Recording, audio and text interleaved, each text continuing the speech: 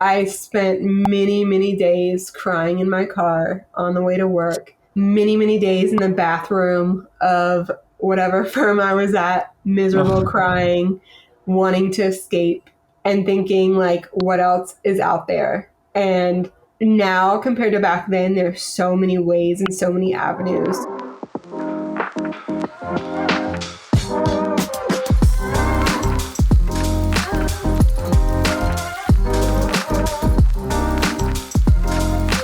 The Abstract is brought to you by SpotDraft, an end-to-end contract lifecycle management system that helps high-performing legal teams become 10 times more efficient.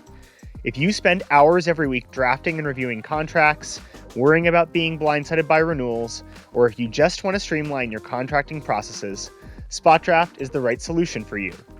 From creating and managing templates and workflows, to tracking approvals, e-signing, and reporting via an AI-powered repository, SpotDraft helps you in every stage of your contracting.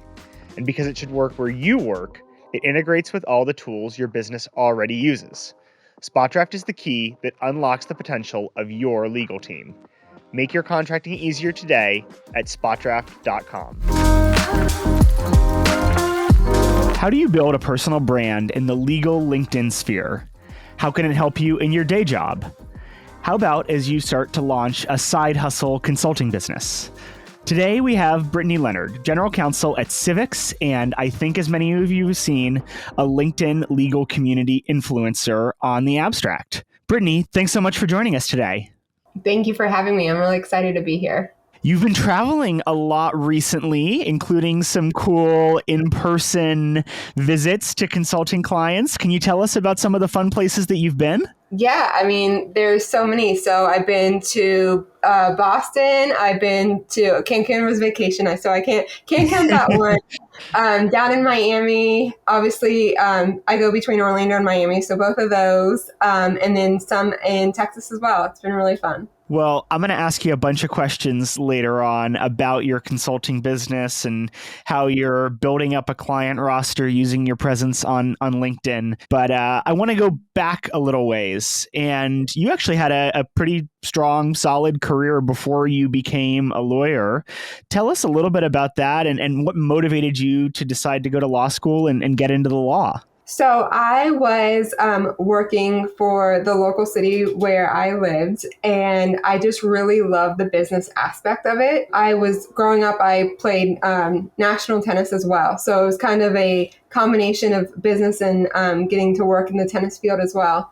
And it was just really exciting to work on like the finances of the business, you know, the marketing aspects, the operations, all those sort of things. And that's where I really thrived. And I knew in the back of my head, I was always kind of like said it to myself and like told since I was growing up, like, you're going to go to law school. And I even even for high school, I did like the law magnet. So it was kind of like destined to be, if you will. But in the back of my mind, I knew how much I loved business. So I knew eventually that would play a role in my life somehow. I did not know that you were a big tennis player. I love tennis. You're going to have to bring your racket to Clock, and we can find a tennis court near the Aria and hit some balls together. I don't think I picked up a racket in the last 12 years, but you know what? There's always a second chance in life, shall I say?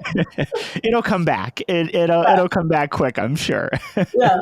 After law school, I understand you tried sort of like more traditional lawyering, and you didn't like it very much, actually. Tell us about how you maybe fell into sort of like your first in-house role and how that eventually led to a GC role. Yeah. So, I mean, going even back a step further, I hated law school, like absolutely not seeing it. I remember thinking like, what is this? You know what? Like, why am I here? Like, it's not practical. I'm learning about these 1,800 cases, but I stuck it out because, you know, I'm not the type to start something and quit. I'm like, I'm here, I'm doing it. Regardless of what happens, at least I'll have a license to fall back on. So I finished that up, and then I got back, you know, I got out and I was like, okay, finally, like in the real world, yay, like we're going to do this. And I remember sitting at my desk, like probably a year and a half in, being like, is this it? Like, this is miserable. Like, what is this? Like, and I don't know what it was other than I just felt like I was a minion in the sea of people where you were dished out an assignment and it was like, get this done. And you didn't know anything about, the case. You didn't know anything about the history, the future. You were just told, here's the assignment, get it done and bill for the hours. And I was just like, this is not where I want my life to be in the next 20, 30 years. And if any indication was a better indication than the partners that walked by that were 15, 20 years in, looking miserable and as unhealthy as possible, I was like, no, this is not like, I used too much wrinkle cream to be looking like this in 20 years. So I was like, how did you eventually work towards a GC role? Because I understand, you almost tried to move a little bit away from the law when you were in-house, and it was like a CEO maybe who talked you into sort of coming back to it. Yeah. So when I left, being quote unquote in the law firm environment, I remember telling everyone, I was like, I will be a barista at Starbucks, which by the way, I love Starbucks. So no hate on Starbucks. I'm just saying, I was like, I will do anything. I cannot stand being a lawyer. And I started applying to these really interesting roles. I was just like, marketing roles. This one, I cannot remember the name of it. It's up in New York, this like very elite club for very high rolling players, like kind of like the receptionist type of thing. I was like, I will do something just excited. Like I wanted to be excited to go to work. And I was like, I am not excited. I'm disrespected. I'm not valued. I'm not supported. Like, let's do something, switch it up, do something fun. And I ended up applying to a marketing role. And I distinctly remember it was October 31st of, oh God, this is going to date me, but it was basically Halloween. And the very next day I get a call from the CEO saying like, is this a joke? And I'm like, first of all, I don't even remember applying. It was like 2 a.m, but I was like, what do you mean? Is this a joke? And he's like, you applied in my marketing role, but your entire resume is legal. And I remember saying, yeah, I want out. Like I'm miserable. And he kind of like cocked his head back, like, obviously we're on the phone and back then we didn't have video calls, but I could hear him like kind of like laughing, being like, you're really going to give up all this? Like your grades are phenomenal. You're first in your class, whatever. And I was like, no, like I'm done. And he's like, all right, I will give you the marketing role. Cause I had my degree in business, but I also did a lot of marketing. And right after law school, while I was waiting for the bar exam results, I actually worked for a social media management company for a couple months while I was waiting for my bar results. So I knew how to do it. And he's like, I will give you this role if you help my in-house team. And I remember thinking like, in the back of my mind, I knew I wanted to go in-house, like in law school, but I was always told, you will not get an in-house role. You have to have 20 years of experience, yada, yada, yada. And that's like your retirement job. And I remember thinking like, and I was so burnt out that I was like, this is not what I want to do. But I remember saying to him, listen, I'll take the marketing role. And if I want to help every once in a while, I'll let you know type of thing. Like I was very strong-willed at that point. Like I think that's when my coming out of my shell, if you will, started happening back then. I was just like, I'm not going to be stuck in this box and be disrespected and devalued anymore. Like there's more to me than being a lawyer. So he's like, okay, that's fine. Like I can accept that. So I started doing the marketing role and it quickly turned in, if there was any, what is it called? Foresight, I guess. If there was any foresight to the misery that I had for my first couple of years out of law school was even though I was miserable, I tried to make the best of it. And how did I do that? By basically getting experience in a bunch of different areas, whether it was IP, data privacy, employment, all kinds of M&A, just so that I could say I worked on different areas. And if it was a new project, I try to hop onto it, that sort of thing. So I quickly realized that when I got into the marketing role, his in-house team needed a lot of help. The lawyers had varying degrees of experience, but they were really focused on real estate, perhaps, like one specific area where I had the IP knowledge, I had the data privacy, employment, obviously to help HR, those sort of things that were needed. So I quickly jumped in and it was more so like they were really nice. And I was just like, oh, like, let me help you. Like, let me like help you get this done in a quicker way. And then that's when I quickly realized that being in-house was very different from being at a firm. And for me, being really entwined with, and that's not the right word, but like entwined with the business and being a business partner and being valued and supported beyond just a legal capacity, I was like, okay, this is what I want. So yeah, let's talk a little more about that. As I look at some of the things you've posted on LinkedIn and some of the stories that you've told, I think that as a GC, you try to really understand the business, understand what's driving the business, and be very responsive to what you see as the needs of the business being. Can you talk us through sort of how you try to bring that mindset to your day-to-day work, how you try to be very in touch with maybe other stakeholders across the business that you're working with? Some lawyers would say, hey, like, you're a lawyer, stick to the legal stuff and that's it. Yeah. And I think you're doing a disservice for yourself, especially in-house, even as a law firm attorney. Like, if you don't know the business of your client and you're working as outside counsel, you're doing a disservice, because they're going to get frustrated. They're going to get feeling like they don't know what you're doing, and they're just going to go on to the next, outside counsel firm. So I really try to be valued as a partner. So what does that mean? I want to hop on calls where there's demos. I want to hop on internal meetings where they're looking at upgrading a new product or adding a new feature. Even if I'm not saying anything, just being in that sphere of, hey, I know what's going on in case something does happen. For me, it's about being proactive rather than reactive. And being seen as someone that they can come to and trust is so valuable, because I cannot tell you the amount of times I was able to save something because they were like, hey, like, let's do this illegal real quick before it explodes, versus like, oh, we're, terrified of legal, we're not going to them type of thing. Mm-hmm. Yeah, you talk about being valued, having that sort of trust with the folks that you're working with. I want to ask you about a story that you told on LinkedIn, where you had early in your career as a lawyer, you had a pretty abusive boss. And I think that resonated with a lot of people, and how you worked through that. Now you've been a 2-time GC. I think you have a lot of confidence now in your role and what you bring to the table.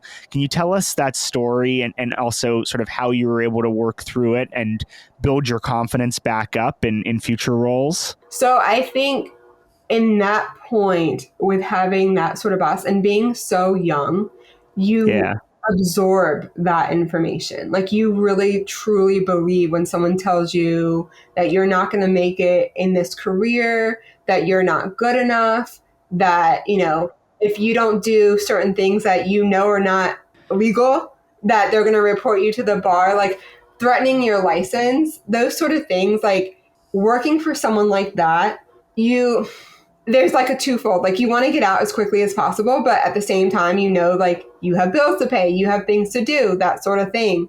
And so it's like I said this a couple minutes ago, making the best of the situation and really honing in on the fact that, like, even though it's not the place that you are going to be forever, while you're here, learn as much as you can. Even if it's learning how not to run a business, do that. Even if it's learning how not to be that type of person, do that, because it's not healthy and it's not good. And I will tell you, get it out as quick as possible, but I know that's not always the easiest thing to do. So making sure that you understand that it is nothing to do with you and everything to do with that person's internalness and internal I hate to say dark soul because that sounds so woohoo, but like, their own issues, and they're projecting on you. Like, the more you can realize that and step out of that and say, I know what I'm doing. I know I'm good, and keep learning, keep growing, go to conferences, talk to other people, just making sure that you keep, and I hate to say a positive mindset because it's hard to, especially in that type of environment, but I promise you, the more you do so, and when you get out, you'll look back on that and you'll be like, that was a shit time in my career, but I'm happy for it because I now know what I will never accept again. Can you talk about maybe some of the mentors that you found after that, who either helped get you through that period of time, or, as you found new bosses or CEO that you worked for, or talk about sort of how they helped build your confidence back up? I think one of the huge things for me was the people that I surrounded myself with at that particular time that I work with, like my coworkers, were still very close to this day. And I think we all went through this like PTSD moment of like, we work for this miserable person, and like we can all like share stories and like talk about it. And it's very like almost like we like, I don't even know how to explain it. It's like a time to get together, just like we chat, we're always there for each other. And I think when you go through something like that, you're like, okay, I'm not alone in this. And I think that's a really valuable, key thing to learn. And for me, like the confidence was always kind of there. It just wasn't able to blossom, if you will, in that type of environment. Like I was not thriving. I was doing what I had to do to survive, if you will. But if I look back on it, and I know we kind of talked about this a little bit, like that same individual that made my time so upsetting and so miserable, it's been many years now. I just received an email a few weeks ago basically saying like, you were the one that essentially ran the business. You were the one that essentially I relied on. And even though you don't think I listened to you, like you were my quote unquote guiding light into making the business thrive. And if that doesn't tell you how well I did despite all those obstacles, I mean, it's just a testament of, and he even said, like, you are a true warrior for every obstacle you've overcome. And there's a lot of things that I haven't, talked about publicly or anything like that. And it is a testament to staying driven despite what you go through. Right. Quick announcement before I let you get back to the episode. SpotDraft just released our annual compensation report for in-house legal professionals. If you're wondering how your compensation compares to your peers across industries, years of experience, and more, make sure to check it out. Find it at salary-report.spotdraft.com or head to the link in the description. Now, let's get back to the episode. That's just one of your LinkedIn posts that I think has gotten a lot of traction from folks who, are looking for someone to guide them through, what isn't an easy job, right? Being a general counsel of a company, a lot is on your plate, and you often have to serve as sort of the shield for the business. When you started posting these stories, did you think like, I want to build a personal brand for myself? How did you get going? Like, how did you build this personal brand up? So I was finally like, and it was during the pandemic, I was finally like happy in my career, right? But I hated networking events. Like I felt so awkward. And I was so like, I mean, I hate to say young, but compared to someone that has been, typically they say as a GC, that's your retirement job, right? Well, I was able to essentially become the youngest GC in Florida when I first started. So I would go to these events and I would be either like sitting on the sideline or like, they don't want to talk to me. Like, I don't have anything valuable to add, da, da, da, da, da, da. And I was like, but I know I'm like super smart and I know I've like gone through a lot. Like, I feel like for someone who is quote unquote like younger, which I'm not anymore. But back then, like I'd gone through like 20 years of experience at that point. Like I had a lot of knowledge. And so I was like, I want to share this, but these networking events like just are not it. Like they are not it. And I'm like, how can I do this? And how can I help others? Like, how can I basically be someone, the person I wanted help, like for me back then that I didn't have, how can I be that for somebody else? That's how I'm trying to phrase that. How can I be what I wanted back then? And so I found LinkedIn, and honestly, like, I have to think back to that time when I started, but I was terrified of posting. I was terrified of like saying anything because they're going to be like, oh, this girl has no idea what she's talking about. Like, get the hell off this platform. And so I would just like start liking things that I enjoyed seeing that like either helped me in my day-to-day job or just was like motivating. And then eventually I was like, you know what? This is a place where I can start saying the things that I've been wanting to say, how to better our industry, how to motivate people, how to cultivate confidence, that I started growing because of the healthiness and happiness in my job. And so that's what I basically did is I started posting to help others. And back then there was no brand building to this. There was no like, oh, you have followers, you have metrics, like none of that. It was literally pure, especially during the pandemic. It was like, I think 10 of us maybe that were like, let's like, help others. Like, let's help each other. Like, let's have chats. Like we would have calls, like the 10 of us would. And it was literally just wanting to help other people, had nothing to do with quote unquote building a brand. Now that you've successfully built a brand, maybe a little bit by accident, I think there are other folks out there who see the potential benefit, maybe especially like maybe they're searching for another job, or we're going to talk about this in a second, they want to offer consulting services. Do you have advice for folks who maybe have never posted on LinkedIn before, or have only written an op-ed or two in their career, and they want to get started and they want to begin to build a sort of social media presence for themselves? What should they do first? How should they get going? Start messy. Like, it's going to be, I always say this, discomfort is temporary, growth is permanent.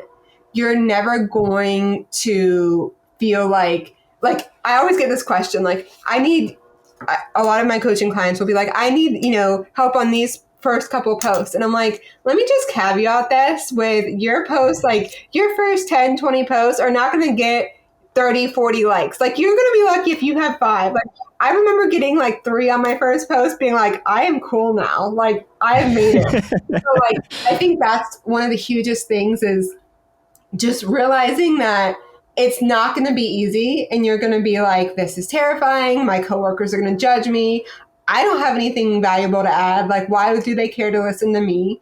And just start posting about things that you've been through, things that you feel like need to be said, and just be consistent. I think that's the biggest key. And I don't know why I was consistent other than the fact that I enjoyed it. And that's how I started being able to meet other people.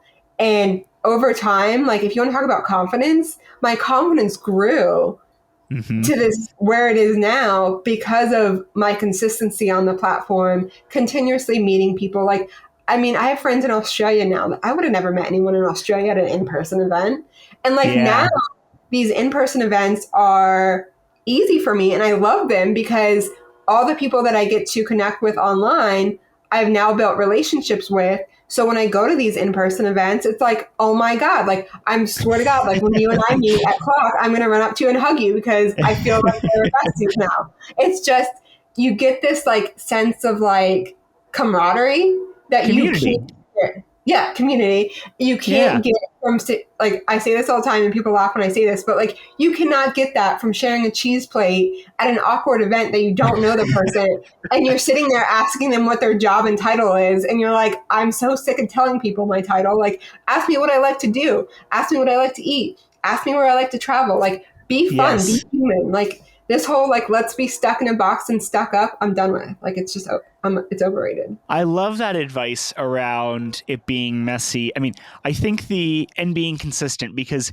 if you take both of those things together, then when you have small sort of moments of failure or when something doesn't resonate as much as you thought it would, or it doesn't matter as much because it's not, I'm only going to post on LinkedIn 3 times this year. And so if one of the 3 doesn't perform, it's like this big failure and I'm so nervous about it. It's okay, well, I'm going to post 5 more times next week and like 2 of them didn't work last week. That's okay because I'm being consistent and a lot more is resonating than is failing. And it's easier to pick yourself up after little losses, I guess. I'm posting this on Instagram today, but like insecurity is a real thing, you know, and especially starting out, even now, like when a post gets like 50 likes now, I'm like, what's wrong with the platform? Like, did I get a message that it's not working today? Like, and it's, you know, it's disheartening. Or if there's times when I can gain 2,000 followers in 20 days and it's not even like blinking. Then there's times when I'm stuck on a certain number for like 3 weeks and I'm like, what's going on here? Like, what am I doing wrong? And you get these like doubts even now, like you get these doubts of like, okay, like, is the platform saturated? Like, am I not saying the right things? Like, and I try to keep all my content very fresh. Like, I don't try to reuse a lot of the content. Same themes, I guess you could say. But when it doesn't perform like it should, you're like, well, hot damn. And then you start thinking, like, especially this time, you're like, okay, well, it's spring break for a lot of kids. Like, people are out, people on vacation. So you just have to like remind yourself that you're doing good and just keep going. Like, just keep going. I think it's, I talked about this with another podcast guest who is an executive recruiter. And this is what like salespeople go through all the time. You have to become more comfortable with some rejection by your audience or I give it up to salespeople. Yeah. Yeah. Not having my own thing. I'm like, I give it up to y'all. Like, this is not like this whole sales thing. Oh. Let's talk about that. You've launched a consulting business. I think you've been able to sort of build it on the back of this presence that you have on social. What consulting services and coaching services are you offering? How do you want to help people? It started very organically. It started last year at Clock when a friend of mine was like, you could help others build a brand. And I remember thinking, like, what are you talking about? Like, build a brand. And they're like, yeah, like what you do. And I was like, oh my God, I really could do this. And I had like these thoughts kind of in my head last December, like 2022, I guess. But I didn't know what to do, how to make of it, that sort of thing. And so very organically, people would message me asking, hey, could you coach me? I'm a new GC and I don't know how to work with the business team. I don't know how to get leadership to get my buy-in, that sort of thing. So I would do one-on-ones, or I would get some of my clients, even my current clients, are like, hey, I want to start posting on LinkedIn, but I don't know how to frame something. I want to kind of flush it out with you. I want to kind of get your opinion. Like, what do you think about these ideas? That sort of thing. And so I would do a lot of these one-on-one coachings, and in the back end, like building up a business, like people don't tell you how difficult it is. Like I'm sitting here building up a stand store, building up a website, building up all these things that are very crucial. Not crucial, I guess you could say, to business, but obviously something that eventually down the road you want. And in my head, I think this is where I messed up when I was starting to build the business. I thought everything had to be perfect. And I didn't take my own advice that I had on LinkedIn, where I just start messy. And so I did a lot of that. And then finally, I ended up waiting because I was ready to announce November, December. But in my head, I'm like, this is holidays. People aren't here, like blah, blah, blah. So I talked myself out of it. I announced it in January. And that's when I kind of pivoted to stopping the one-on-ones. As much as I love the one-on-ones, I think that there's more value in doing trainings for a group setting and those workshops that like really dive into what people need, what people want. And so since that time, I guess 3-4 months now, I help law firms, sales companies, anybody that wants to grow their visibility on LinkedIn, grow their confidence. I come in, we do a training with a workshop, and it's just really, really exciting to see people's like kind of light bulbs go off and be like, oh my God, like I can actually get clients and grow our revenue for the company by sitting in the comfort of my own chair, not having to like go to these weird, awkward in-person events. And I can connect with so many people that need my services. But then when I actually go to these conferences, I know these people already. And I think that's the value in really wanting to build your brand in an authentic way that really hasn't been done in the past. Like there's so many old school ways of networking, but this new way is just exciting and fun and like makes people feel comfortable because they can do it in their own way. And I know it's early days. It's been a few months. Any tips or tricks for other folks who are thinking about launching their own consulting business, like early learnings that you have? Yeah, I feel like I should have kept a diary, but honestly, just starting with what in your heart and your gut, like what makes you happiest. And if I think back to why I started on LinkedIn, I started because I wanted to help others feel confident in their career and happy in their career. And so that's what I ended up like, even though I circulated a lot and did a bunch of different things, that's what I do now. And I think that's what makes me feel like I'm on the right path, if you will. Seeing, the light bulbs pop off, like I said, seeing that excitement. So you really have to figure out, like, what do you enjoy doing and what are you good at? Like, two things. Like, I think those two things are really crucial, because if you don't enjoy it, you're not going to continue it. And if you don't know about it, then how are you going to teach it? How are you going to train it? So. This has been great. I've got just a couple more questions for you that I like to ask a lot of my guests. I know you've been busy, but have you read any good books recently that you'd want to recommend to our listeners? So you're going to laugh. I don't even know where it is. Let me see. I can pull it up here. I'm obsessed with rom-coms, so that's not going to be like, unless you... That's fun. I mean, listen, it is what it is.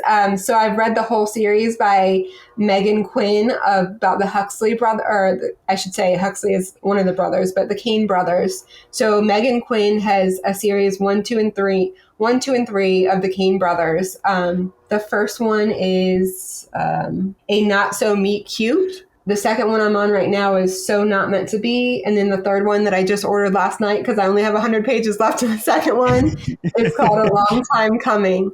I tried to read Influence, because I did a post actually probably a month or two ago about like the best business books. And there's a theme.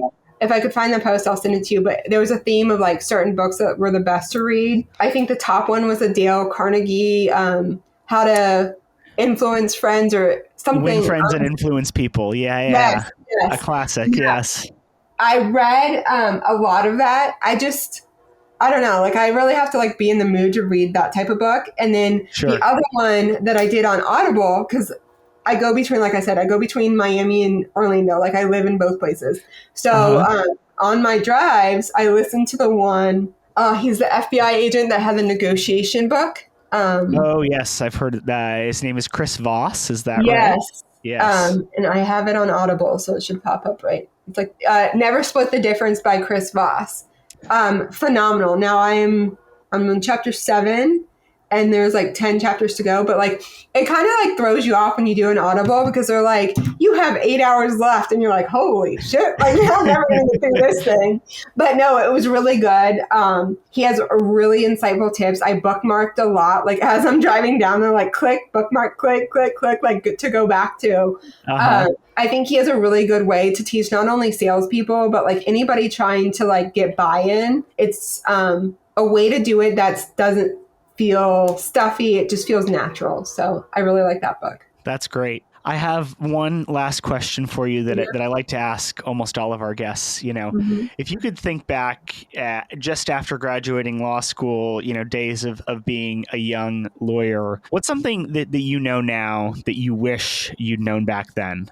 Ooh, it's all going to work out. It's all going to be okay. I spent many, many days crying in my car on the way to work, many, many days in the bathroom of whatever firm I was at, miserable, crying, wanting to escape, and thinking like, what else is out there? And now compared to back then, there's so many ways and so many avenues. There's legal ops, which was definitely not a thing back then, 10, 15 years ago. There's so many things that you can do that will make you happy, that it's all a journey. And I've tried to do a lot better job at this than I do, but embracing the journey and being happy, like not waiting for that final destination and saying, I'll just be happy when this occurs or that occurs, but really enjoying the moment. Like, I know how it feels to be miserable. I know what it feels like to cry and just be like, is this really my life? But I promise you, every day that you're doing something gets you one step closer to where you want to be. And you're still learning, you're still growing. So take that and just really harp on the fact that you will get to where you're supposed to be. It's all part of the process. What a fantastic way to wrap this up, to conclude our conversation. Thanks so much for joining me on this episode of The Abstract, Brittany. Thank you for having me. I look forward to seeing you at Clock and giving you a hug. I know, it's going to be so much fun. No, I love Vegas. I'm not a big gambler, but I'm a huge foodie. And my favorite restaurants out there, Fuhu. So I'm excited, super excited to be out there and just see everyone. Absolutely. And to all of our listeners, thanks so much for tuning in, and we hope to see you next time.